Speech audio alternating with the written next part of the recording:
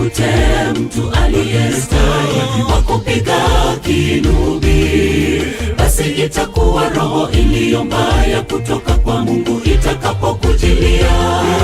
Yeye atapiga kinubi kwa mkono wake, nawe utapona.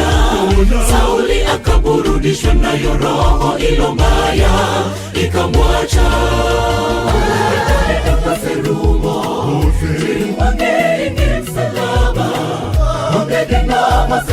Yesu anayanota ojaloyo mbere to mago machano ngimane obiro chwero